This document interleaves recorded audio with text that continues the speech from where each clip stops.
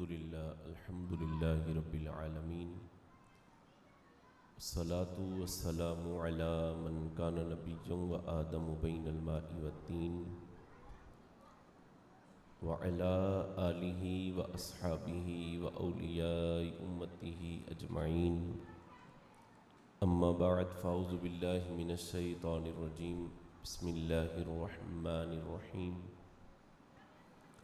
قل إن كان آباؤكم وأبناؤكم وإخوانكم وأزواجكم وعشيرتكم وأموال اقترفتموها وتجارة تخشون كسادها ومساكن ترضونها أحب إليكم من الله ورسوله وجهاد في سبيله فتربصوا حتى يأتي الله بأمره والله لا يهدي القوم الفاسقين صدق الله العظيم وصدق رسوله النبي الكريم ونحن على ذلك من الشاهدين والشاكرين والحمد لله رب العالمين قال الله تبارك وتعالى في شان حبيبه إن الله وملائكته يصلون على النبي يا أيها الذين آمنوا صلوا عليه وسلموا تسليما بآواز بلند درود و سلام الصلاة والسلام عليك يا رسول الله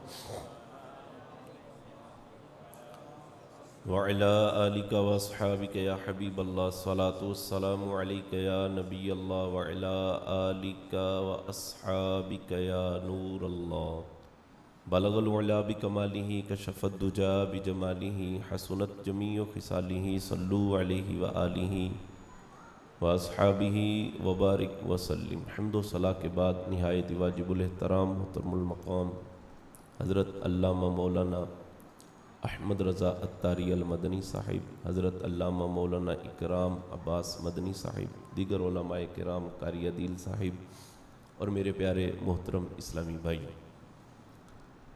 آج کی پروقار محفل میلاد مصطفیٰ صلی اللہ علیہ وآلہ وسلم اللہ کے گھر کے اندر انعقاد پذیر ہے۔ میری اور آپ کی حاضری اس بابرکت محفل میں ہے۔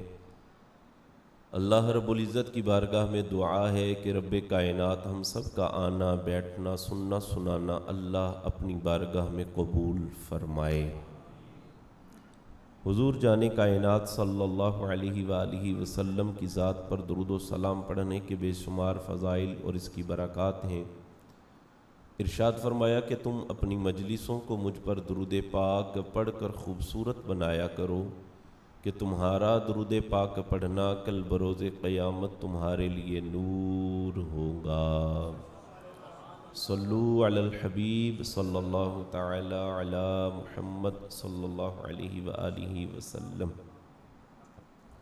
اللہ تبارک و تعالی کا لاکھ لاکھ کروڑ کروڑ شکر اور اس کا احسان کہ رب تعالیٰ نے ہمیں اپنے محبوب کا امتی بنایا ہے۔ ہم جانے کائنات صلی اللہ علیہ وآلہ وسلم کے امتی ہیں، یہ ہماری حیثیت ہے اور یہ ہمارا ایک بہت بڑا سٹیٹس ہے۔ علماء فرماتے ہیں کہ جب بھی اللہ رب العزت کی بارگاہ میں دعا کریں تو دعا کے اندر ایک پورا طریقہ ہے کہ اس میں سب سے پہلے اللہ تبارک و تعالیٰ کی حمد اور اس کی ثنا بیان کی جائے۔ جیسے ہم سورہ فاتحہ پڑھتے ہیں نا تو پہلے اللہ کی حمد کرتے ہیں اور پڑھتے ہیں الحمدللہ رب العالمین الرحمن الرحیم مالک یوم الدین ایاک نعبد و ایاک نستعین۔ اللہ کی حمد و ثنا بیان کرنے کے بعد پھر ہم اللہ کی بارگاہ میں عرض کرتے ہیں اہدنا الصراط المستقیم۔ یہ دعا مانگنے کا ایک طریقہ ہے کہ سب سے پہلے اللہ تبارک و تعالیٰ کی حمد اور اس کی ثنا بیان کی جائے۔ حمد و ثنا بیان کرنے کے بعد حضور کی ذات پر درود و سلام پڑھا جائے۔ حضور کی ذات پر درود و سلام پڑھنے کے بعد علماء کہتے ہیں کہ ہمیں اپنی حیثیت اللہ کی بارگاہ میں عرض کرنی چاہیے۔ ہماری حیثیت کیا ہے کہ ہم حضور نبی کریم صلی اللہ علیہ وآلہ وسلم کے امتی ہیں۔ ایک بہت بڑا اعزاز ہے جو اللہ نے ہمیں نصیب فرمایا ہے اور بن مانگے اللہ نے ہمیں یہ اعزاز عطا فرمایا ہے۔ ہم عام لوگ نہیں ہیں، ہم امت موسیٰ بھی نہیں ہیں، ہم امت عیسیٰ بھی نہیں ہیں، ہم امت محمدیہ ہیں۔ تو اللہ رب العزت کی بارگاہ میں جب بھی دعا کی جائے تو دعا میں یہ عرض کرنا چاہیے کہ مالک گناہگار ہیں، سیاہ کار ہیں، بدکار ہیں، کچھ بھی ہیں، پر مولا ہم تیرے محبوب کے امتی ہیں۔ تو جب ہم اس انداز کے ساتھ اللہ کی بارگاہ میں دعا کریں گے تو علماء کہتے ہیں کہ دعا کی قبولیت ہو جاتی ہے اور جلد دعا قبول ہوگی۔ یہ جو طریقہ میں نے آپ کے سامنے بیان کیا، یعنی اپنی حیثیت کو بیان کرنا، اپنے سٹیٹس کو اللہ کی بارگاہ میں عرض کرنا بہت بڑی چیز ہے، تو اس کو نہیں بھولنا چاہیے، اس کو کرنا چاہیے۔ تو جب ہم نبی کریم صلی اللہ علیہ وآلہ وسلم کے امتی ہیں تو ایک امتی کے لیے ضروری اور لازمی ہے کہ وہ اپنے نبی کا بنیادی جو تعارف ہے اس کو جانے، کہ نبی کریم صلی اللہ علیہ وآلہ وسلم کا جن رشتوں کے ساتھ ڈائریکٹ تعلق ہے اور جن رشتوں کا حضور صلی اللہ علیہ وآلہ وسلم کی ذات سے تعلق ہے، ان رشتوں کا جاننا ہر امتی کے لیے ضروری ہے کہ امتی کو اپنے نبی کا تعارف ہونا چاہیے۔ آج دیکھیں ہم میں سے ہر بندہ ہی جانتا ہے کہ جناب میرے دادا جی کا نام کیا ہے، دادی جی کا نام کیا ہے، نانا جی کا نام کیا ہے، نانی کا نام کیا ہے، ہم میں سے تقریباً ہر بندہ ہی جانتا ہے۔ پہلے جو لوگ ہوتے تھے نا سیانے، وہ تو پورا اپنا شجرہ جانا کرتے تھے، پورا ان کو اپنا شجرہ پتہ چلتا تھا جناب، پتہ ہوتا تھا۔ آج کل چلو ایک ممی ڈیڈی ماحول چل رہا ہے، کم از کم دادا دادی اور نانا نانی تک تو تقریباً ہر کوئی جانتا ہے۔ تو ہمیں بھی اس حوالے سے یہ بھی جاننا چاہیے کہ نبی کریم صلی اللہ علیہ وآلہ وسلم کے دادا جی کا نام کیا ہے، حضور کی دادی جی کا نام کیا ہے، نبی کریم علیہ السلام کے نانا حضور کا نام کیا ہے، نانی جی کا کیا نام ہے۔ ان بنیادی رشتوں کا تعلق جو حضور کے ساتھ بنتا ہے، ان کی پہچان ہر امتی کے لیے ضروری ہے۔ اگر کوئی شخص پوچھ لے کہ جناب آپ نبی کا بڑا ذکر کرتے ہیں، یہ ربیع الاول شریف تشریف لاتا ہے، محافل کا انعقاد کیا جاتا ہے، بڑا اہتمام ہوتا ہے، تو آپ کے نانا جی اور نبی کریم علیہ السلام کے جو نانا جی ہیں ان کا نام کیا ہے؟ اب میں سے ہر بندہ تو نہیں جانتا ہوتا، تو کہے گا حضرت ذرا ٹھہریے گا، میں ذرا اپنے علامہ صاحب سے کال کر کے پوچھتا ہوں کہ حضور کے نانا جی کا نام کیا ہے، نبی کریم علیہ السلام کی نانی جی کا کیا نام ہے۔ تو ان رشتوں کا جو تعارف ہے ہمیں ہونا چاہیے۔ صرف چند باتیں آپ کے گوش گزار کرنی ہے نبی کریم علیہ السلام کے خاندان کے حوالے سے، خاندان نبوت کا تعارف۔ حضرت خاندان نبوت کا تعارف سنیے گا ذرا۔ نبی کریم صلی اللہ علیہ وآلہ وسلم کے پردادا جی سے میں نے شروع ہونا ہے اور حضور کی ذات اور حضور کی اولاد تک پہنچنا ہے۔ آپ میرے ساتھ سفر کیجئے گا، انشاءاللہ آپ دیکھیں گے، اور آپ جب یہاں سے اٹھ کر جائیں گے نا، آپ انشاءاللہ کہیں گے کہ یہ معلومات ہمیں پہلی دفعہ ہی ملی ہے۔ نبی کریم صلی اللہ علیہ وآلہ وسلم کے جو پردادا جی ہیں نا، جن کو جناب ہاشم کہا جاتا ہے، کیا کہا جاتا ہے؟ جناب ہاشم کہا جاتا ہے۔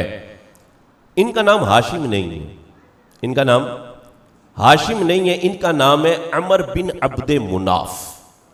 عمر بن عبد مناف۔ ان کو ہاشم کیوں کہا جانے لگا اور ہاشمی نسبت آگے کیسے مشہور ہوئی ہے؟ اقبال نے بھی کہا تھا نا کہ اپنی ملت کا قیاس اقوام مغرب سے نہ کر، خاص ہے ترکیب میں تجھے قوم رسول ہاشمی۔ تو ان کا نام ہاشم نہیں تھا، ان کا نام تھا عمر بن عبد مناف۔ ان کو ہاشم کیوں کہا جاتا ہے؟ ہاشم نکلا ہے حشم سے، اس کا معنی ہوتا ہے کہ فی سبیل اللہ مہمانوں کی مہمان نوازی کرنے والا۔ بہت بڑے تاجر تھے، بہت بڑے تاجر تھے جناب عمر بن عبد مناف المعروف حضرت ہاشم، بہت بڑے تاجر تھے اور بڑا مال تھا ان کے پاس۔ ہوا کیا کہ شہر مکہ کے اندر قحط پڑ گیا۔ شہر مکہ کے اندر قحط پڑا نا، ان کو پتا چلا کہ ہمارے شہر کے اندر قحط پڑ چکا ہے، لوگ بھوک سے نڈھال ہو رہے ہیں، کھانے پینے کے لیے اشیاء نہیں مل رہی، بہت پریشانی بن چکی ہے۔ جناب حضرت ہاشم عمر بن عبد مناف نے اپنا سارا مال شہر مکہ میں تقسیم کر دیا۔ اس وجہ سے ان کو جناب ہاشم کہا جاتا ہے. یہ تاجر تھے اور بہت سارے ملکوں میں یہ جایا کرتے تھے تجارت کرنے کے لیے. ساؤنڈ مجھے تنگ کر رہا ہے یا مجھے پریشانی ہو رہی ہے؟ مسئلہ بن جی آواز کھینچ رہی ہے. آواز میں ذرا آسانی لے کر آئیں, ایکو چاہے نہ کھلے. یہ جناب حضرت ہاشم عمر بن عبد مناف جو ہیں یہ بیرون ملک جا کر بھی تجارت کیا کرتے تھے, آؤٹ آف کنٹری. یہ دوسرے ملکوں میں جا کر جو ہے وہ تجارت کیا کرتے تھے, اور انہوں نے ہی یہ عرب لوگوں کو یہ ذہن دیا تھا کہ صرف اور صرف یہاں پر رہ کر ہی تجارت نہ کی جائے بلکہ اس ملک سے باہر نکل کر بھی تجارت کی جائے. کیونکہ یہ جو مکہ شہر ہے نا جی, مکہ شہر یہ ون سیزن سٹی ہے, اس میں صرف ایک ہی موسم ہوتا ہے اور وہ موسم ہے موسم گرما. ہمارا یہ جو علاقہ ہے نا جناب یہ 4 سیزن ہے, اس میں 4 موسم آتے ہیں, موسم گرما, موسم سرما, موسم بہار اور موسم خزاں. جبکہ مکہ شہر 1 سیزن سٹی ہے, اس میں صرف ایک ہی موسم ہوتا ہے. جناب حضرت ہاشم عمر بن عبد مناف نے یہ ذہن دیا تھا کہ صرف اور صرف یہاں پر ہی رہ کر تجارت نہ کی جائے بلکہ اس ملک سے باہر یعنی حجاز کی سرزمین سے باہر نکل کر بھی تجارت کی جائے, جس کا ذکر قرآن کے اندر بھی موجود ہے. سورہ قریش میں اللہ رب العزت نے ارشاد فرمایا کہ رحلۃ الشتاء والصیف, گرمی اور سردی کا سفر کرو. اب یہ گرمی اور سردی کا سفر کرتے تھے جناب حضرت ہاشم. ہوا کیا, جناب حضرت ہاشم عمر بن عبد مناف رضی اللہ تعالی عنہ یہ فلسطین گئے ہوئے تھے تجارت کے لیے. وہاں پر یہ بیمار ہو گئے. بیمار ہوئے تو کچھ دنوں کے بعد ہی ان کا انتقال ہو گیا, اور ان کی قبر انور بیت المقدس کے اندر بنائی گئی ہے. نبی کریم صلی اللہ علیہ وآلہ وسلم جب معراج پر تشریف لے کر گئے نا, معراج پر حضور علیہ الصلوۃ والسلام تشریف لے کر گئے ہیں تو میرے آقا صلی اللہ علیہ وآلہ وسلم نے وہاں پر بیت المقدس میں اپنے پر دادا جی کی قبر پر بھی حاضری دی ہے. میرے اور آپ کے آقا صلی اللہ علیہ وآلہ وسلم نے آؤٹ آف کنٹری 3 سفر کیے, یعنی حجاز سے باہر جو حضور کے سفر ہوئے ہیں نا, اس ملک سے باہر جو سفر حضور نے فرمائے ہیں وہ 3 سفر ہوئے ہیں. ایک سفر یمن کی طرف ہوا, جناب حارث اپنے چچا کے ساتھ نبی کریم علیہ الصلوۃ والسلام نے کیا. دوسرا سفر بصرہ کی طرف, ملک شام کا یہ جنوبی علاقہ ہے, وہاں پر نبی کریم علیہ الصلوۃ والسلام کا یہ سفر ہوا ہے. اور تیسرا سفر جو فلسطین کی طرف نبی کریم علیہ الصلوۃ والسلام کا بیت المقدس کی طرف ہوا ہے, وہ جناب جبریل امین کے ساتھ آپ نے سفر فرمایا ہے, جس کا ذکر سورہ بنی اسرائیل کی ابتدائی آیت کے اندر موجود ہے. تو نبی کریم علیہ الصلوۃ والسلام جب حضور بیت المقدس تشریف لے کر گئے ہیں تو میرے آقا صلی اللہ علیہ وآلہ وسلم نے وہاں پر اپنے پر دادا جی کی قبر پر حاضری دی ہے.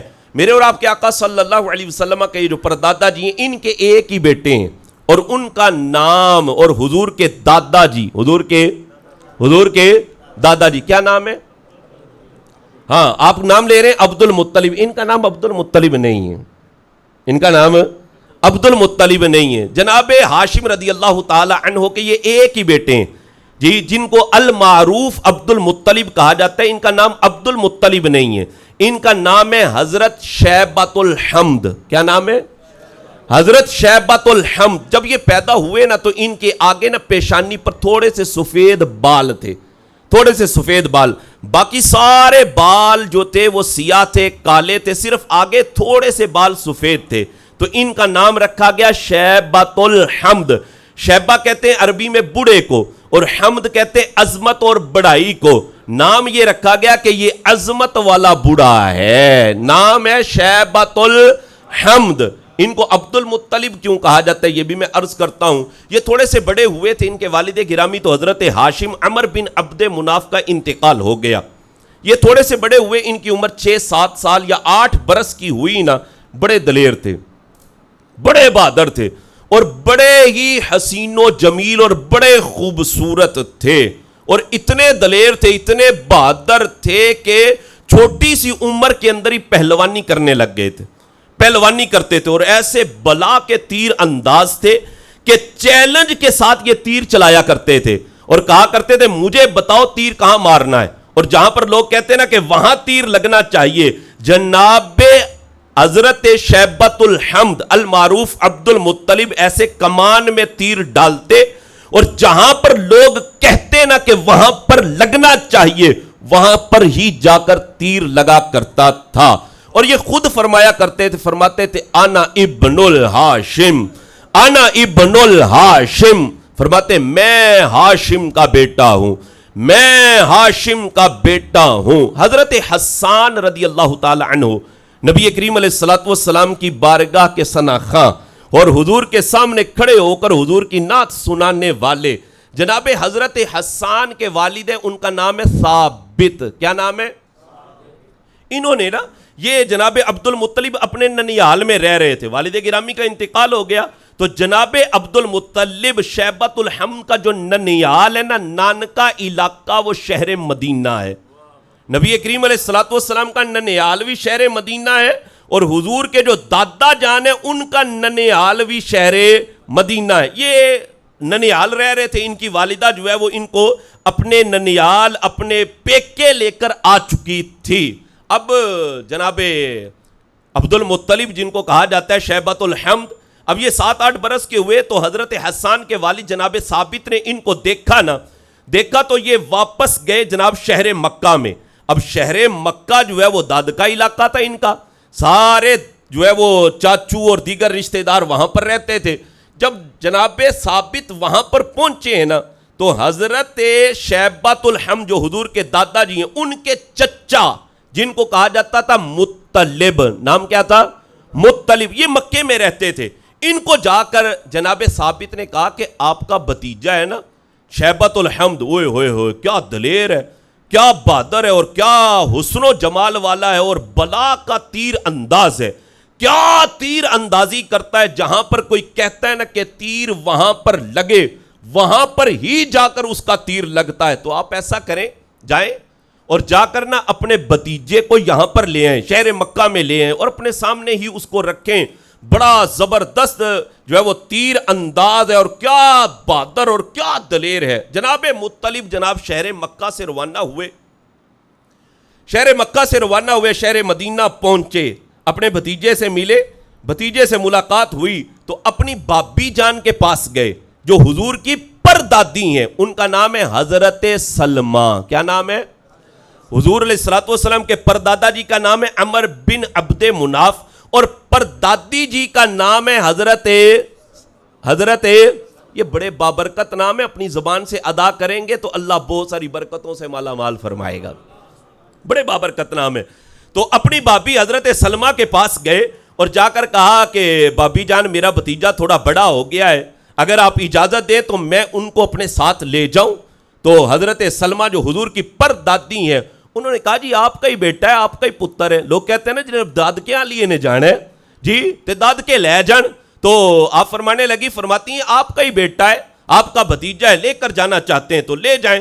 تو حضرت سلمہ نے اجازت دے دی. جناب مطلب اپنے بھتیجے کے پاس آئے، شیبۃ الحمد کے پاس، حضور کے دادا جی، اور جلدی جلدی سے تیاری کی اور سواری پر بٹھا لیا، سواری پر بٹھایا اور اتنی جلدی تیاری کی کہ کپڑے لینا بھی یاد نہ رہے. سواری پر بٹھایا اور جناب روانہ ہو گئے شہر مکہ کی طرف. جب شہر مکہ کے بالکل قریب پہنچے ہیں نا، اوئے ہوئے پھر یاد آیا کہ کپڑے لینا تو یاد ہی نہیں تیرے. اور جناب حضرت شیبۃ الحمد کے کپڑے میلے ہو چکے تھے اور کپڑے بھی انہوں نے تھوڑے پرانے پہنے ہوئے تھے. اب جناب مطلب یہ مکے کے سردار تھے، مکے کے بہت بڑے چودھری آدمی تھے. انہوں نے کہا کہ اگر لوگوں نے مجھ سے پوچھا مطلب یہ کون ہے بچہ، یہ بچہ کون ہے، اور میں نے ان کو کہہ دیا کہ یہ میرا بھتیجا ہے، تو لوگ کہیں گے وہی ہوئے ہوئے ہوئے سردار کا بھتیجا، اور حالت دیکھو کیسی ہے، کپڑے کیسے پہنے ہوئے، پرانے کپڑے ہیں اور میلے ہو چکے ہیں، سردار کا بھتیجا اور کپڑے کیسے پہنے ہوئے. تو جناب مطلب نے کہا کہ اگر ان لوگوں نے مجھ سے پوچھا نا کہ یہ ہے کون، تو میں کہہ دوں گا یہ عبد المطلب ہے، یہ مطلب کا غلام ہے، یہ مطلب کا آپ حضرات کو سمجھ آ رہی ہے؟ میں آپ کو نہیں کہوں گا کہ آپ سبحان اللہ کہیں، ہو سکتا ہے آپ تھکے ہوں، جہاں پر آپ کا دل کرے نا وہاں پر سبحان اللہ کہہ دیجئے گا، ٹھیک ہے جی؟ گفتگو میری سماعت کرتے رہے. آپ کو حضرات کو سمجھ آ رہی ہے میری باتیں؟ جی بڑی مہربانی، شکریہ جناب. تو یہ جناب مطلب نے کہا کہ اگر لوگوں نے مجھ سے پوچھا نا مطلب یہ کون ہے، تو میں کہہ دوں گا یہ ہے عبد المطلب، یہ مطلب کا غلام ہے. تو یہ نام ایسا مشہور ہوا کہ جو اصل نام تھا حضرت شیبۃ الحمد وہی لوگ بھول گئے اور مشہور ہو گیا عبد المطلب. اب جب بھی کسی سے پوچھے نا کہ حضور کے دادا جی کا نام ہے کیا، تو لوگ فٹافٹ کہہ دیتے ہیں، کہتے ہیں دادا جی کا نام ہے حضرت عبد المطلب، اور اصل نام کیا تھا؟ حضرت شیبۃ الحمد. یہ مکے میں رہے ہیں جناب، مکے میں انہوں نے وقت گزارا، جوان ہو گئے. تو جناب مطلب نے اپنے بھتیجے کی شادی کی. بھتیجے کی شادی جن سے کی ہے ان کا نام ہے حضرت سیدہ فاطمہ بنت عمر بن آئز. یہ ہیں حضور کی دادی جان. حضور کی نام کیا ہے؟ حضرت فاطمہ. نام کیا ہے؟ حضرت نبی کریم علیہ السلام کی دادی جان کا نام کیا ہے؟ حضرت فاطمہ. جناب عبد المطلب رضی اللہ تعالی عنہ کی جناب فاطمہ رضی اللہ تعالی عنہا سے شادی ہوئی. اب دیکھیں یہاں پر ایک اور بات میں عرض کرتا چلوں. حضور کی جو دادی جان ہے ان کا نام بھی حضرت فاطمہ ہے، اور نبی کریم علیہ السلام کی جو ساس ہے نا حضرت خدیجہ کی والدہ، ان کا نام بھی حضرت فاطمہ ہے. اور نبی کریم علیہ السلام کی جو سگی چچی ہیں حضرت علی رضی اللہ تعالی عنہ کی والدہ، ان کا نام بھی حضرت فاطمہ ہے. اور نبی کریم علیہ السلام کی سب سے لاڈلی اور پیاری اور چوتھے نمبر کی جو شہزادی ہیں ان کا نام بھی ہے حضرت سیدہ فاطمہ ہے. تو نبی کریم علیہ السلام کی یہ پردادی جی حضرت سلمہ تھی، اور نبی کریم علیہ السلام کی جو دادی جان ہے ان کا نام ہے حضرت فاطمہ رضی اللہ تعالی عنہ. جناب عبد المطلب رضی اللہ تعالی عنہ نام ہے شیبۃ الحمد. یہ کعبے کے متولی تھے، جیسا کہ ہماری مساجد کے بھی متولی ہوتے ہیں نا، یہ کعبے کے متولی تھے. ابرہا نے جب کعبے پر حملہ کیا ہے نا جناب، جس کا ذکر سورہ فیل میں موجود ہے، فرمایا الم ترى کیف فعل ربک باصحاب الفیل. ابرہا ہاتھی لے کر آ گیا اور کعبے پر حملہ آور ہو رہا تھا نا، تو لوگوں نے جناب حضرت عبد المطلب سے کہا جناب آپ کعبے کے متولی ہیں اور وہ کعبے پر حملہ کرنے کے لیے ہاتھی لے کر آ رہا ہے، اب کیا کریں گے؟ جناب حضرت عبد المطلب نے کہا کہ جس کا گھر ہے وہ خود ہی حفاظت فرمائے گا، جس کا گھر ہے وہ خود ہی حفاظت فرمائے گا. جناب عبد المطلب حضرت شیبۃ الحمد رضی اللہ تعالی عنہ، آپ نے 6 شادیاں کی ہیں، اور آپ کی جو اولاد ہے نا، ایک قول کے مطابق 10 بیٹے اور ایک قول کے مطابق آپ کے 13 بیٹے ہیں، اور 6 بیٹیاں ہوئی ہیں. جناب عبد المطلب رضی اللہ تعالی عنہ نے نا ایک دفعہ کعبے کی دیوار کے ساتھ لگ کر نا اللہ کی بارگاہ میں دعا کی تھی اور منت ماننی تھی، اور منت یہ ماننی تھی کہ مالک و مولا اگر تو نے مجھے 10 پتر عطا کیے نا، 10 بیٹے مالک اگر تو نے مجھے دیے نا، تو میں تیری بارگاہ کے اندر ایک بڑی قربانی پیش کروں گا. اور اس وقت جو بڑی قربانی ہوتی تھی نا، بڑی قربانی وہ یہ ہوتی تھی کہ بیٹے کا ہاتھ پکڑا جائے، مینا میں لے جایا جائے، اور مینا میں لے جا کر اس کے گلے پر چھری چلا دی جائے. جناب اسماعیل علیہ السلام کی جیسے قربانی ہوئی تھی. اب منت یہ ماننی، منت یہ تھی کہ مالک اگر 10 پتر تو نے مجھے دیے نا، تو ایک بیٹے کو تیری راہ کے اندر قربان کروں گا، ایک بیٹے کو تیری راہ کے اندر ایک بیٹے کی قربانی کروں گا. ایک دن کیا ہوا، جناب عبد المطلب شیبۃ الحمد آپ سین حرم کے اندر بیٹھے ہوئے ہیں، 10 بیٹے اللہ نے عطا کر دیے، اور 10 کے 10 ایسے سین حرم کے اندر چل رہے ہیں. اچانک حضرت عبد المطلب کو اپنی منت یاد آ گئی کہ میں نے تو منت ماننی تھی کہ مالک 10 ہوئے نا تو ایک کو تیری راہ میں قربان کر دوں گا. پتروں کو بلا لیا، فرمایا بیٹا بیٹھ جاؤ، اب کس کی قربانی کی جائے، کس کو ذبح کیا جائے اللہ کے نام پر؟ کہا چلے قرہ ڈال لیتے ہیں، جیسے ہمارے یہاں کہتے ہیں نا پرچیاں پالو، تو قرہ ڈال لیتے ہیں. جناب عبد المطلب رضی اللہ تعالی عنہ نے اپنے 10 بیٹوں کے نام لکھ کر نہ قرہ ڈالا. جب قرہ ڈالا نا تو قرہ نکالا گیا نا تو جب قرہ نکلا تو قرہ کے اندر نام تھا حضرت عبداللہ رضی اللہ تعالی عنہ، نبی کریم علیہ السلام کے والد گرامی. اور یہ جو حضرت عبداللہ ہے نا، یہ حضرت عبد المطلب کی اولاد میں سب سے زیادہ حسین و جمیل، سب سے خوبصورت، سب سے پیارے اور سب سے لاڈلے بیٹے تھے، اور یہ سب سے چھوٹے بھی تھے. حضرت عبداللہ قرہ ڈالا گیا تو نام نکلا حضرت عبداللہ حضور کے والد گرامی کا. اب جناب عبد المطلب نے اپنے بیٹے حضرت عبداللہ کا ہاتھ پکڑا اور مینا کی طرف لے کر جانے لگے نا، تو حضرت عبداللہ رضی اللہ تعالی عنہ کی جو سگی بہنیں تھی وہ لپٹ گئی، کہنے لگی ابا جان آپ انہیں نہ لے کر جائیں، دیکھیں نا کتنا پیارا ہمارا بھائی ہے، لاڈلا ہے، شہزادہ ہے، تو ہم کوئی ماڑے لوگ تو نہیں، کسی اور چیز کی قربانی کر لیں، کسی اور چیز کو قربان کر دیں اللہ کے نام پر، انہیں نہ لے کر جائیں. جناب عبد المطلب تھوڑا رک گئے، فرمانے لگے اچھا چلو پھر قرہ ڈال لیتے ہیں، ہو سکتا ہے کسی اور کا نام نکل آئے. واپس آئے، دوبارہ قرہ ڈالا گیا، سب بیٹوں کو بٹھا کر قرہ جب ڈالا گیا نا دوبارہ، پھر نام نکلا حضرت عبداللہ کا. دوسری دفعہ ہو گیا، کہا گیا ابا جان تیسری دفعہ بھی ہو جائے. جب تیسری دفعہ قرہ ڈالا گیا پھر نام نکلا حضرت، آپ حضرات کو میری باتیں سمجھ آ رہی ہیں، حضرت عبداللہ. اگر آپ یوں اشارے کریں گے تو میں بھی اشاروں کے ساتھ پھر یوں بیان کرنا لگ جاؤں، آپ بھی تھوڑا تھوڑا بول لیں گے تو مجھے پتا چلے گا نا آپ میرے ساتھ ہی چل رہے ہیں. دیکھیں میں نے خاندان نبوت کا تعارف آپ کے سامنے، یہ ایک سمجھ لیں کہ تدریسی پیریڈ شروع ہو چکا ہے جناب جی، آپ حضرات کو سمجھ آ رہی ہے نا میری. تو اب جب قرہ ڈالا گیا نا، تیسری دفعہ قرہ ڈالا گیا تو نام نکلا حضرت عبداللہ کا.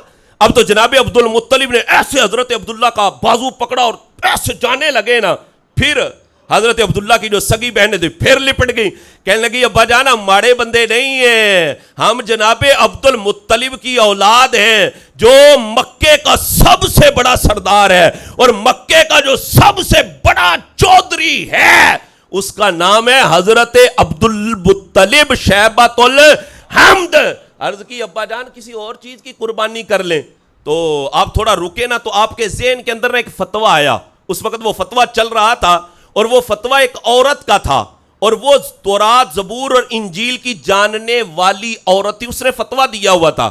فتویٰ یہ تھا کہ اگر کوئی بندہ منت مان لے نا، کوئی سی بھی منت مان لے، اور وہ اپنی منت کو پورا نہ کر سکے تو وہ ایسا کرے کہ 10 اونٹ اللہ کی راہ میں قربان کر دے، اس کی منت پوری ہو جائے گی، اس کی منت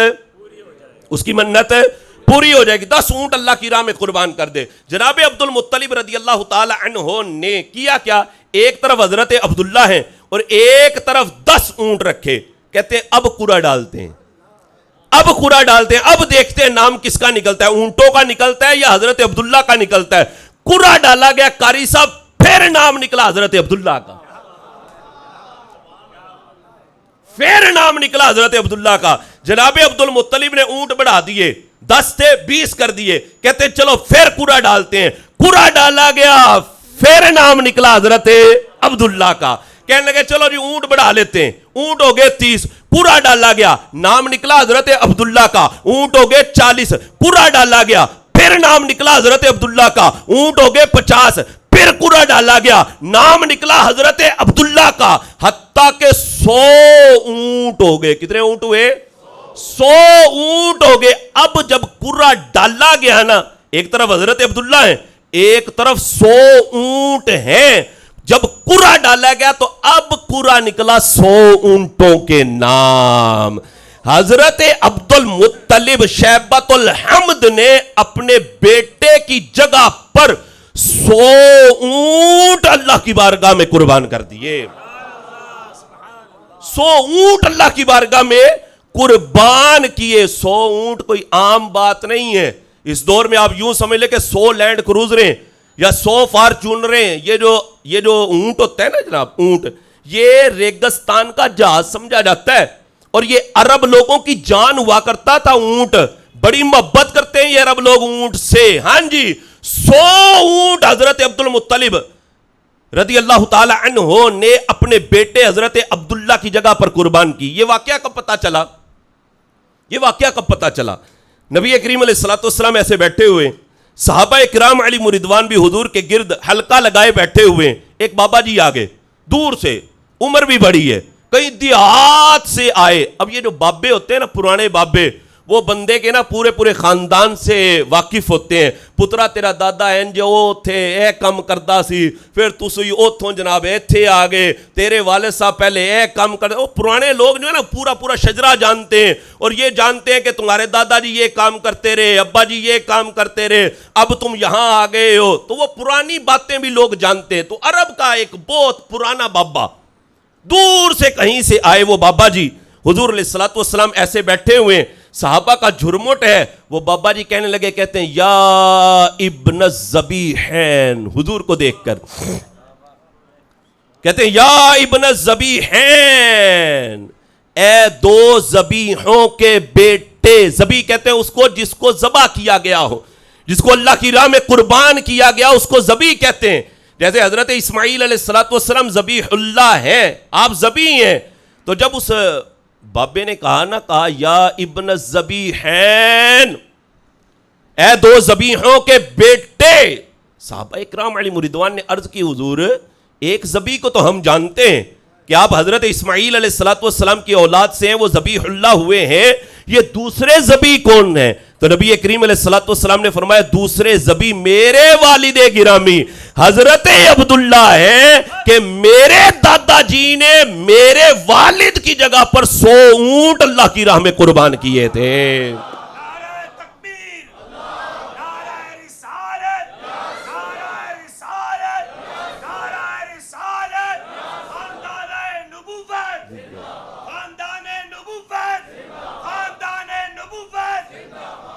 نبی کریم علیہ الصلوۃ والسلام کے والد گرامی جوان ہوئے.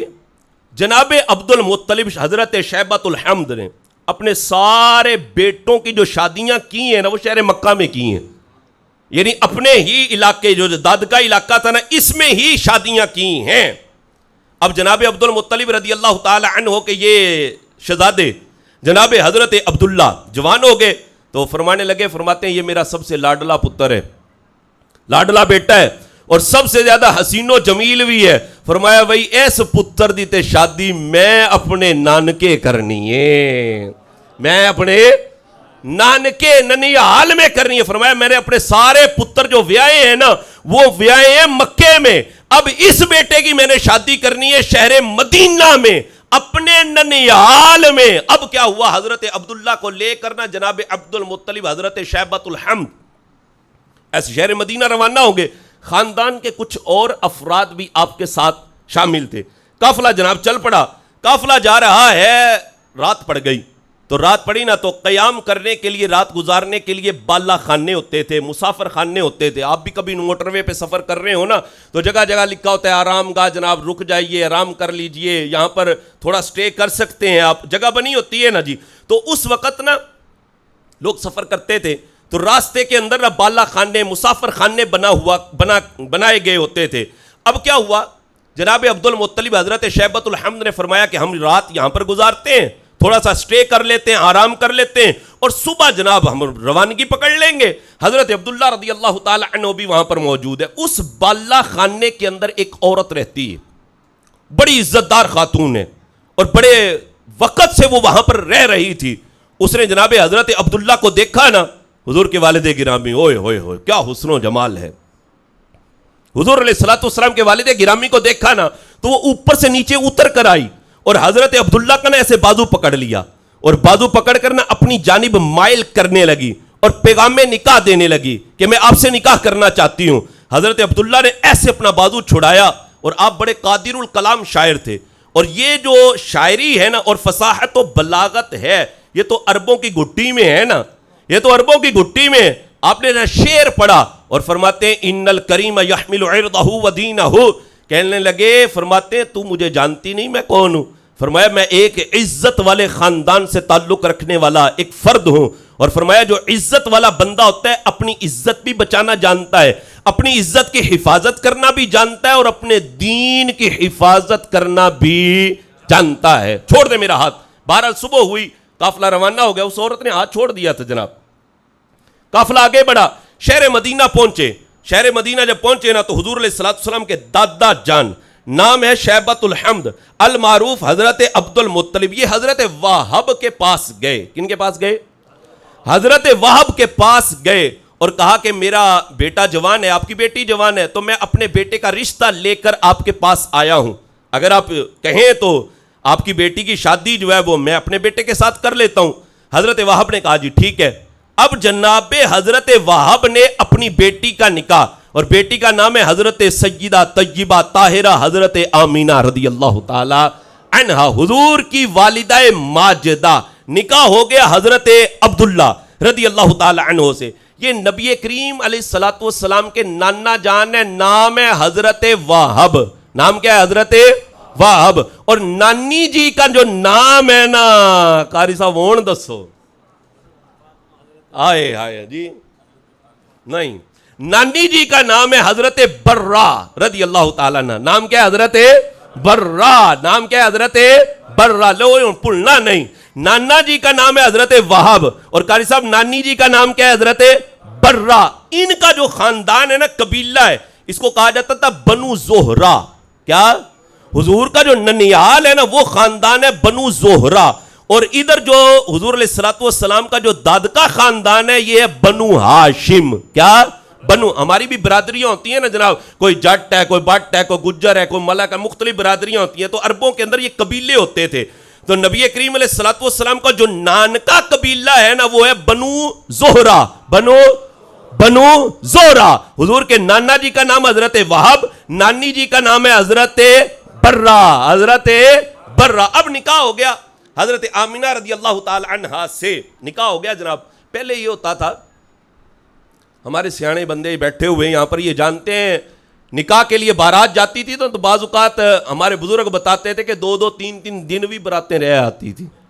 2-2 3-3 دن بھی براتیں رہ آتی تھی. اب تو ماحول بدل گیا نا, مہمان آ جائے تو لوگ پوچھتے ہیں اپنی گڈی تے ہی آئے ہو نا, مطلب یہ کہ جانا کدوں جے, یہ پوچھ لیتے ہیں نا جناب.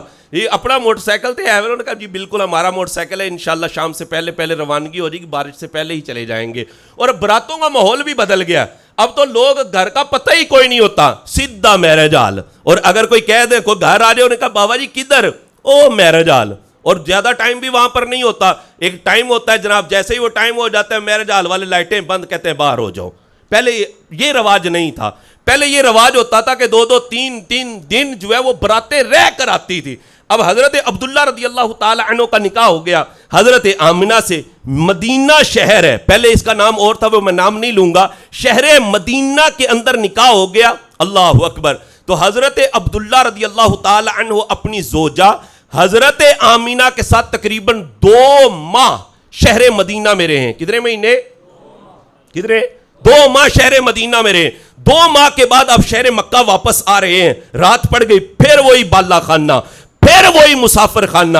حضرت عبداللہ جیسے ہی اس بالا خانے کے اندر داخل ہوئے ہیں نا, پھر وہی عورت, اور 2 مہینے پہلے جس نے پیغام نکاح دیا تھا, پھر وہی عورت اتر کر نیچے آئی اور ہاتھ پکڑ کر کہنے لگی آپ لگتا ہے مجھے بھی نہیں جانتے, میں نے 2 مہینے پہلے آپ کا ہاتھ پکڑا تھا نا, اور میں نے آپ کو پیغام نکاح دیا تھا. کہنے لگی میں تورات کو بھی جانتی ہوں, میں نے زبور کو بھی پڑھا ہوا ہے, میں نے انجیل کو بھی پڑھا ہے. ان تینوں کتابوں کے اندر نبی آخر الزمان کے جو والد ہوں گے ان سب کی نشانیاں میں نے آپ کے اندر دیکھی ہیں.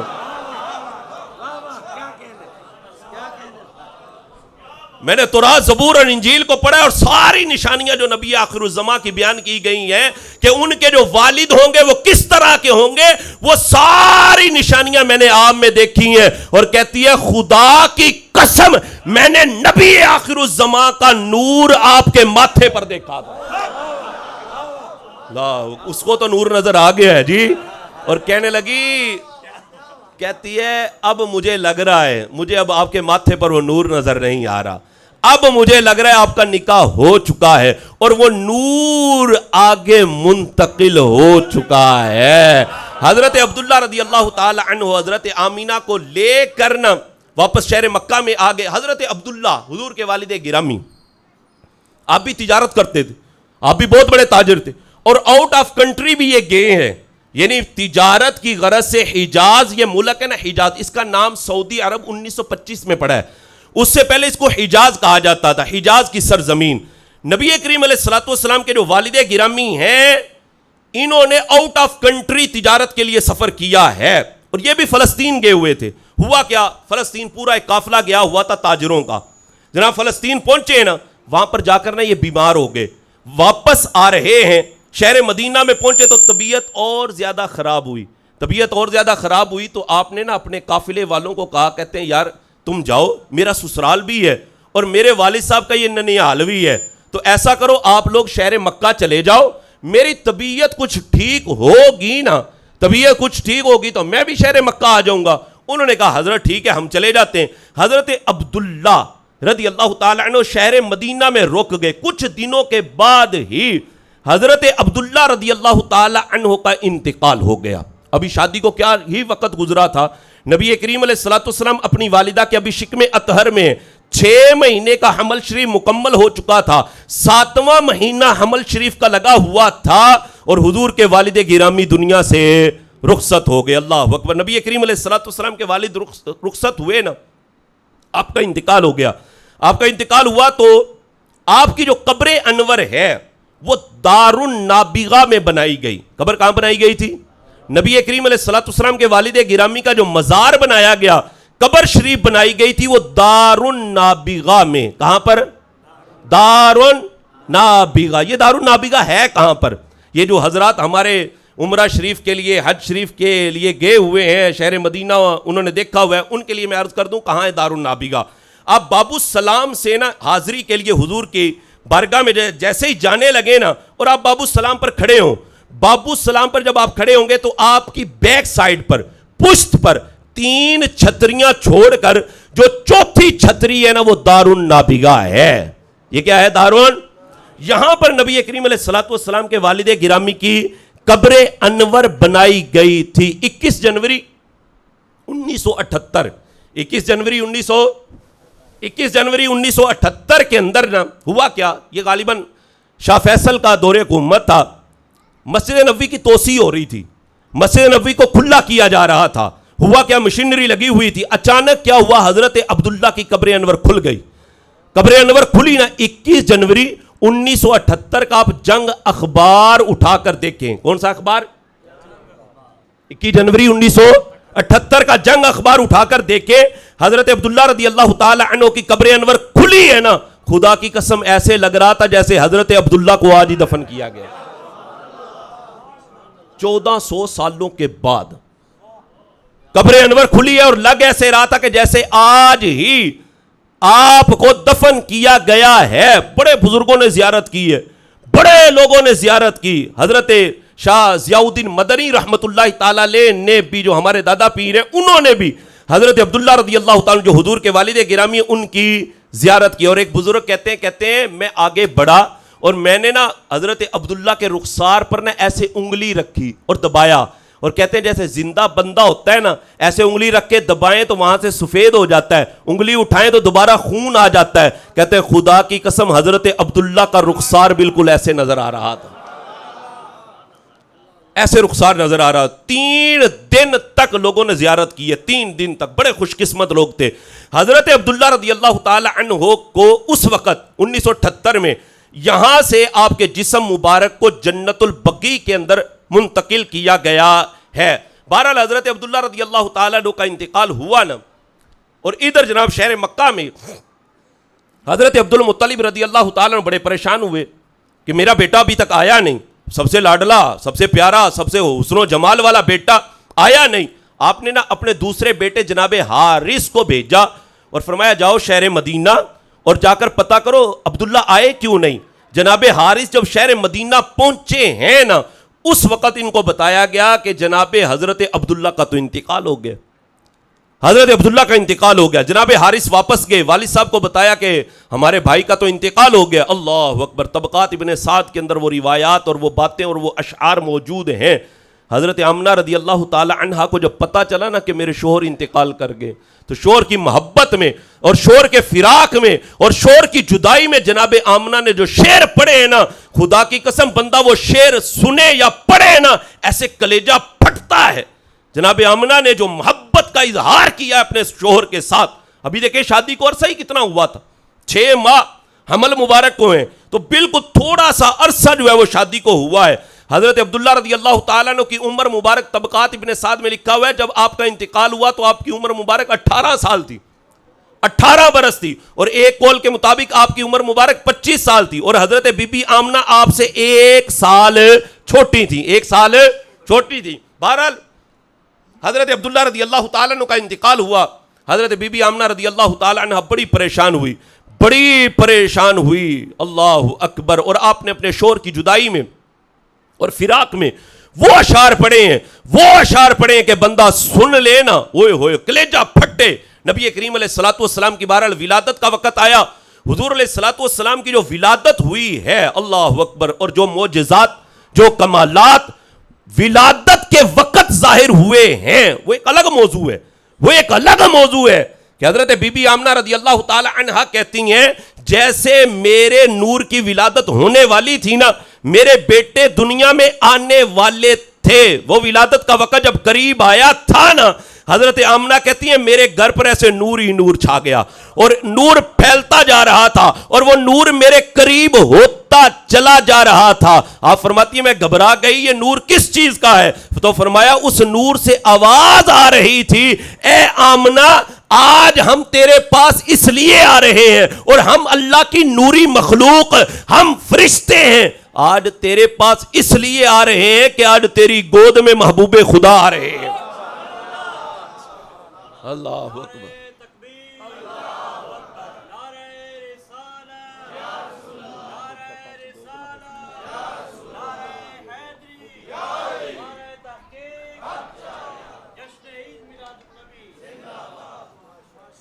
وہ ولادت کا وقت آیا، اللہ اکبر، اور حضرت بی بی آمنہ رضی اللہ تعالیٰ عنہ فرماتی ہیں پھر کیا ہوا؟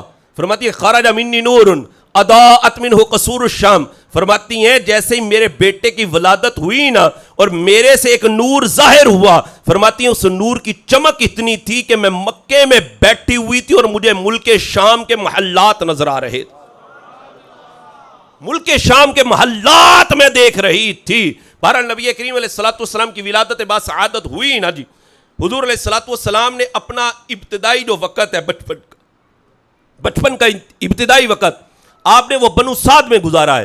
بنو سعد میں نبی کریم علیہ الصلوۃ والسلام نے 4 سال گزارے ہیں۔ کتنے سال؟ 4 سال۔ بچپن کا جو ابتدائی وقت ہے وہ نبی کریم علیہ الصلوۃ والسلام نے بنو سعد میں گزارا ہے۔ یہ بنو سعد ہے کہاں پر؟ طائف جائیں نا، طائف سے تقریباً 120 کلومیٹر دور بنتا ہے یہ بنو سعد۔ حضرت حلیمہ سعدیہ رضی اللہ تعالی عنہا کا وہ علاقہ ہے جس کو بنو سعد کہا جاتا ہے، وہاں پر نبی کریم علیہ الصلوۃ والسلام نے اپنے بچپن کے 4 سال گزارے۔ پھر حضور علیہ الصلوۃ والسلام واپس تشریف لائے شہر مکہ میں۔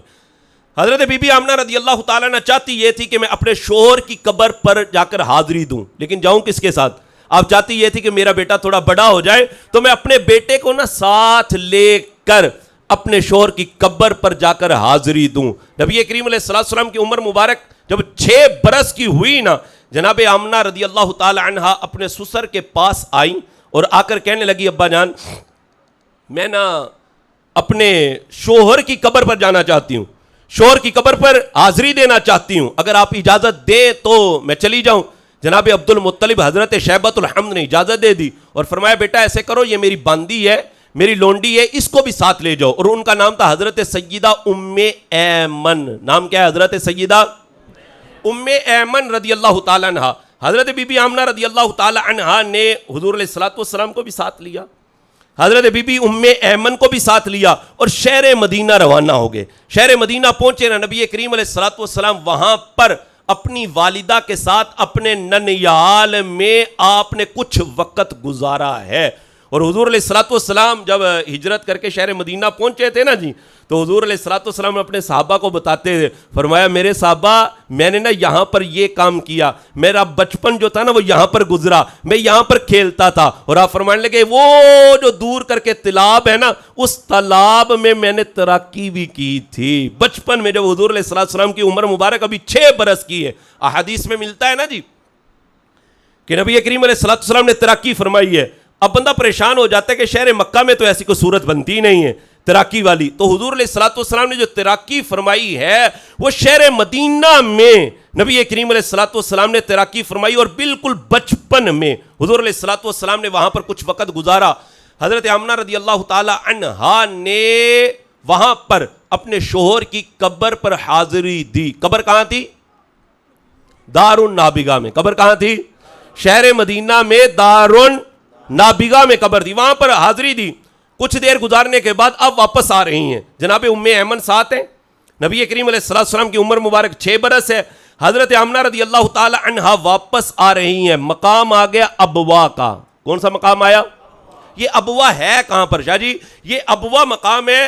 آپ شہر مکہ سے شہر مدینہ جائیں نا، 2 رستے ہیں، ایک ہے طریق الہجرہ الجدید اور ایک ہے طریق الہجرہ القدیم. اس کو وہ القدیم کہتے ہیں. یہ جو رستہ ہے نا طریق الہجرہ القدیم کا، اس رستے سے جب آپ شہر مدینہ جائیں نا تو بدر سے پہلے یہ وادی آتی ہے، بدر سے پہلے یہ بستی آتی ہے جس بستی کو ابوا کہا جاتا ہے. یہ شہر مکہ سے تقریباً 260 یا 270 کلومیٹر بنتا ہے. بہت سارے لوگوں نے ہو سکتا ہے زیارت بھی کی ہو. بہرحال ابوا مقام آیا نا، حضرت بی بی آمنہ رضی اللہ تعالی عنہ کی طبیعت بہت زیادہ خراب ہو گئی، بہت زیادہ طبیعت خراب ہوئی.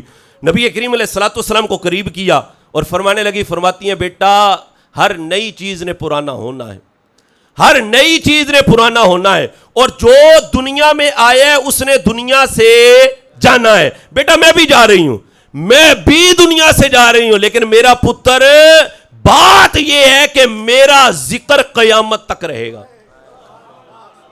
میرا ذکر قیامت تک رہے گا. فرمائے اس لیے میرا ذکر قیامت تک رہے گا کہ ولد تو توہرا، کہ بیٹا میں نے تیرے جیسا ستھرا بیٹا پیدا فرمایا ہے، اس لیے میرا ذکر تا قیامت رہے گا. حضرت آمنہ رضی اللہ تعالی عنہ کا انتقال ہوا، قبر بنائی گئی. حضرت آمنہ رضی اللہ تعالی عنہ کو وہاں پر ہی دفن کر دیا گیا. اب بھی مزار اقدس وہاں پر ہی ہے.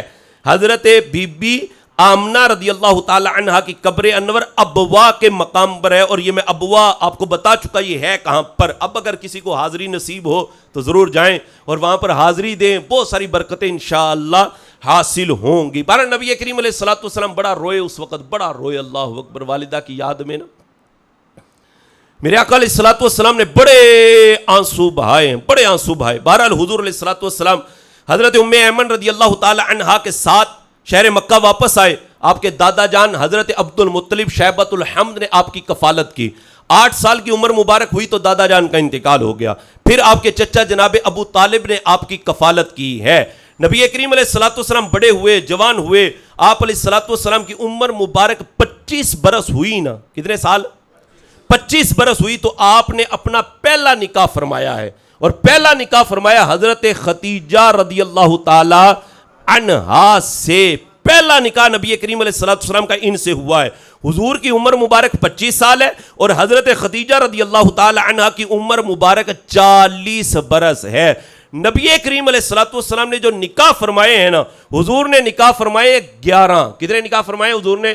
11. ہمارے لیے ایک وقت میں نا، ایک ہی وقت میں ہم بیک وقت 4 عورتیں اپنے عقد نکاح میں رکھ سکتے ہیں. یہ شرعن یہ اجازت ہے، اس سے زیادہ ہمیں نکاح کرنے کی اجازت نہیں. لیکن یہ نبی کریم علیہ الصلوۃ والسلام کا خاصہ ہے کہ آپ کے عقد نکاح میں بیک وقت جو ازواج زندہ تھیں نا، وہ 9 ازواج زندہ رہی ہیں. نبی کریم علیہ الصلوۃ والسلام کا جو پہلا نکاح ہوا حضرت خدیجہ سے، اور جب تک حضرت خدیجہ زندہ رہی ہیں نا، زندہ رہی ہیں، نبی کریم علیہ الصلوۃ والسلام نے دوسرا نکاح نہیں فرمایا. ویسے 11 نکاح ہیں، لیکن حضرت خدیجہ سے اتنا پیار تھا حضور کو، اتنا پیار تھا کہ جب تک آپ حیات رہی ہیں آپ نے دوسرا نکاح نہیں فرمایا. اور نبی کریم علیہ الصلوۃ والسلام کی ساری اولاد سوائے حضرت ابراہیم رضی اللہ تعالی عنہ کے، وہ حضرت ماریہ قبطیہ سے ہوئے ہیں. یہ حضور کی زوجہ نہیں تھی، یہ ام ولد ہیں. یہ کیا ہے؟ ام ولد. یہ باندی ہیں حضرت ماریہ قبطیہ، جو حضور علیہ الصلوۃ والسلام کی بارگاہ میں ایک بادشاہ نے تحفہ بھیجا تھا اور حضور علیہ الصلوۃ والسلام نے یہ قبول کیا تھا. نبی کریم علیہ الصلوۃ والسلام کے ایک بیٹے حضرت ابراہیم ان سے پیدا ہوئے ہیں. ام ولد اس لونڈی کو کہا جاتا ہے، ام ولد اس باندی کو کہا جاتا ہے جس سے آقا کی اولاد پیدا ہو جائے. جس سے آقا کا کوئی بیٹا، کوئی بچہ پیدا ہو جائے تو اس لونڈی کو ام ولد کہا جاتا ہے. کیا کہا جاتا ہے؟ ام ولد کہا جاتا ہے. ویسے نبی کریم علیہ السلام کے 11 نکاح ہیں، تو میں عرض کر رہا تھا باقی ساری اولاد سوائے حضرت ابراہیم کے، وہ حضرت ماریہ قبطیہ سے، ساری اولاد نبی کریم علیہ الصلوۃ والسلام کی حضرت خدیجہ کے بطن سے ہوئی ہیں. نبی کریم علیہ الصلوۃ والسلام کی 4 صاحبزادیاں ہیں اور 3 صاحبزادے. کتنے؟ 3 صاحب، اور تینوں کے تینوں صاحبزادے بچپن میں انتقال کر گئے. کیوں؟ اس لیے کہ آپ علیہ الصلوۃ والسلام اللہ کے آخری نبی ہیں. یہ ختم نبوت ایک کتنا بڑا اعزاز ہے جو اللہ نے اپنے محبوب کو عطا کیا ہے. اس ختم نبوت کی خاطر اللہ تبارک و تعالی نبی کریم علیہ الصلوۃ والسلام کے بیٹوں میں سے کسی بیٹے کو بھی حد بلوغ تک پہنچنے ہی نہیں دیا. بچپن میں ہی ان کا انتقال ہو گیا ہے. تو یہ 3 بیٹے اور 4 بیٹیاں. کتنے بیٹے؟ 3 بیٹے اور 4 بیٹیاں. پہلی جو بیٹی ہیں ان کا نام حضرت زینب، دوسری بیٹی حضرت رقیہ، تیسری بیٹی حضرت ام کلثوم، چوتھی بیٹی حضرت سیدہ طیبہ طاہرہ فاطمہ الزہرا رضی اللہ تعالی عنہا. اور جو 3 بیٹے ہیں نا، 3 بیٹے، ان کے نام ہیں حضرت قاسم، حضرت عبداللہ جن کو طیب و طاہر بھی کہا جاتا ہے، اور تیسرے شہزادے ہیں ان کا نام ہے حضرت ابراہیم رضی اللہ تعالی عنہ. تو 3 صاحبزادے اور 4 صاحبزادیاں نبی کریم علیہ الصلوۃ والسلام کی. بہرحال نبی کریم علیہ الصلوۃ والسلام نے 40 سال کی عمر مبارک کے اندر اعلان نبوت فرمایا مکہ شریف میں. کتنی عمر تھی؟ 40 برس. 40 برس کی عمر میں نبی کریم علیہ الصلوۃ والسلام نے اعلان نبوت فرمایا. 13 سال کی آپ کی مکی زندگی ہے اعلان نبوت کے بعد. 53 سال کی جب آپ کی عمر مبارک ہوئی ہے نبی کریم علیہ الصلوۃ والسلام کی، تو حضور علیہ الصلوۃ والسلام نے ہجرت فرمائی اللہ کے حکم سے. مکہ سے شہر مدینہ ہجرت ہوئی ہے. نبی کریم علیہ الصلوۃ والسلام جیسے ہی شہر مدینہ پہنچے ہیں نا، تو ہجری سال کا آغاز ہوا ہے. کس کا آغاز ہوا ہے؟ ہجری سال کا. اور جس مہینے میں نبی کریم علیہ الصلوۃ والسلام شہر مدینہ پہنچے ہیں نا، وہ مہینہ تھا ربیع الاول شریف کا. اور حضور کی آمد جب شہر مدینہ میں ہوئی ہے تو ربیع الاول کی تاریخ تھی 12 ربیع الاول. کیا تاریخ تھی؟ 12 ربیع الاول کو نبی کریم علیہ الصلوۃ والسلام شہر مدینہ پہنچے ہیں. اور شہر مدینہ نبی کریم علیہ الصلوۃ والسلام نے 10 سال، اللہ اکبر، یہ آپ کی مدنی زندگی ہے. 11 سنہ ہجری کو حضور کا وصال ہو گیا ربیع الاول شریف میں. تو نبی کریم علیہ الصلوۃ والسلام نے 53 سال گویا کہ شہر مکہ گزارے ہیں. اس کے بعد ہجری سال کا آغاز ہوا، اور اب جو ہجری سال چل رہا ہے وہ ہے 1447. کون سا سال چل رہا ہے؟ 1447. ہمیں دوسرا سال تو یاد ہوتا ہے نا جناب، 2025 چل رہا پہ جناب جی.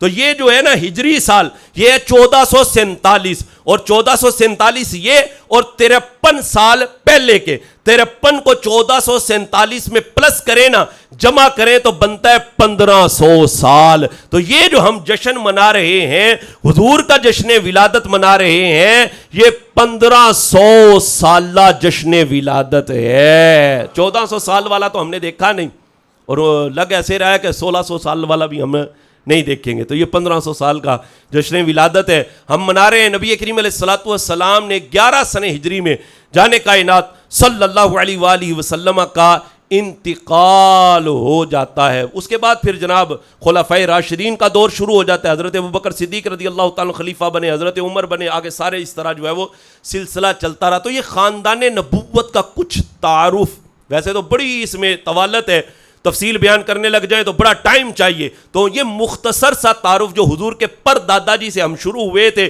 جناب حضرت ہاشم نام ہے عمر بن عبد مناف. دوبارہ ریپیٹ کر رہا ہوں، جسے کہتے ہیں خلاصہ کلام. سبق پڑھاتے ہیں نا استاد.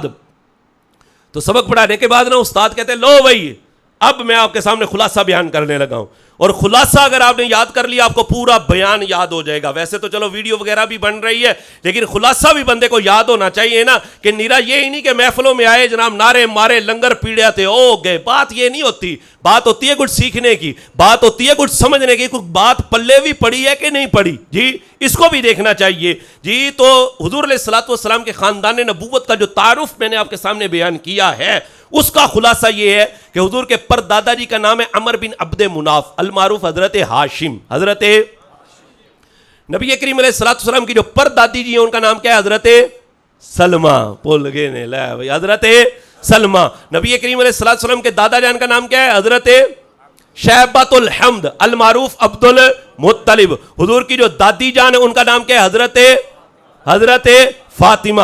نبی کریم علیہ الصلوۃ والسلام کے جو نانا جان ہے ان کا نام ہے حضرت وہب. حضرت وہب. اور نانی جی کا نام کیا ہے؟ حضرت برہ. قاری صاحب ہونڈا پلیا جی, حضرت برہ. اور قبیلہ کون سا ہے؟ بنو زورہ.